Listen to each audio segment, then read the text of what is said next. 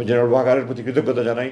General Waker এটাকে ওই আদেশটাকে বাতিল করে আমাকে সেনাবাহিনীর অবাঞ্ছিত ঘোষণা বাতিল করে গতকালকে আমাকে একজন জেনারেলকে যে ব্যক্তিগত আমাকে চিঠি পাঠিয়েছে যে স্যার আপনাকে অবাঞ্ছিত ঘোষণা যেটা প্রত্যাহার করলাম, স্যার আপনি আমার সাথে একটু খেয়ে যান, একটু চা খেয়ে যান, কফি খেয়ে যান স্যার।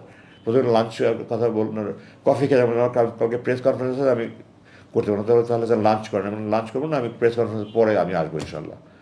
তো আমি জেনারেল ওয়াকারের কাছে কৃতজ্ঞ। আমার মিরপুর ডিওসি আমার প্লট পেয়েছিলাম 2014 সালে, আমার নির্মাণের জন্য প্ল্যান পাস হয়ে কাজ শুরু করেছি, এক লাইনের চিঠি, সকল কার্যক্রম স্থগিত, আমার কার্যক্রম বন্ধ করে রাখা হয়েছে। জেনারেল ওয়াকারের কাছে আমি কৃতজ্ঞ, উনি আবার এটা কার্যক্রম শুরু করার অনুমতি দিয়েছে। এখন আপনাদের কাছে আমি অনেক সময় নিয়ে ফেলেছি, আমি দুঃখিত যে আমি কথাগুলি গুছিয়ে বলতে পারতে পারছি না, এত বছর পরে কথাগুলি ঠিক গুছিয়ে বলতে পারছি না। এই বৈষম্য বিরোধী ছাত্র আন্দোলন ও জুলাই 2024 ছাত্র জনতার সবল বিপ্লব সিক্ত নতুন বাংলাদেশ আমাদের জন্য বিপুল সম্ভাবনার নতুন দ্বার খুলে দিয়েছে।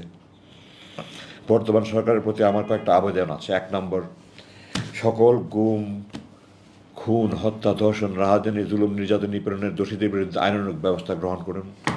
ভবিষ্যতে যেন আর এই ধরনের কোনো ব্যবস্থা না হয় তার প্রতিকার করুন, তার জন্য প্রযোজ্য আইন প্রতি করুন। আর কোনো বাবা মার বুক যেন খালি না হয়ে যায়।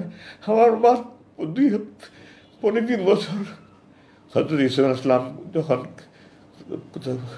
তার ভাইরা কুয়াতে ফেলে দিল, ইয়াকুব ইসলাম কাঁদতে কাঁদতে কন্ধ হয়ে গেছেন। আমার মা আমার জন্য এই 3 বছর কাঁদতে কাঁদতে আমাকে নাকে দেখে চলে গেছে।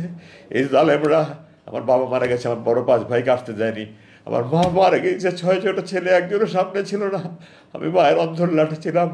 আমার জন্য কাঁদতে কাঁদতে হাহাকার করে আমার মা চলে গেছে, আমাকে আসতে দেয়নি।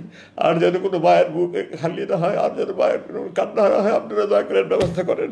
জেনারেল ওয়াকারকে ব্যক্তিগতভাবে অত্যন্ত স্নেহ করি, সে আমার ছাত্র ছিল, আমি তাকে ভালোবাসি, সে একটা ভালো মানুষ এবং দেশপ্রেমিক মানুষ, না হলে আজকে যে ভূমিকাকে সে পালন করেছে এটা করতো না। এবং আমি দৃঢ়ভাবে বিশ্বাস করি যে প্রতিশ্রুতি দিয়েছে সেই প্রতিশ্রুতি পালন করবেন। তবে আশাবাদী ইনশাআল্লাহ, আপনারা দোয়া করেন আমার প্রত্যাশা যেন পূরণ হয়, উনি যেন ওনার দায়িত্ব পালন করে আমাকে আমার যে ক্ষতিপূরণ হয়েছে এই ক্ষতিপূরণগুলি উনি করে দিতে পারেন।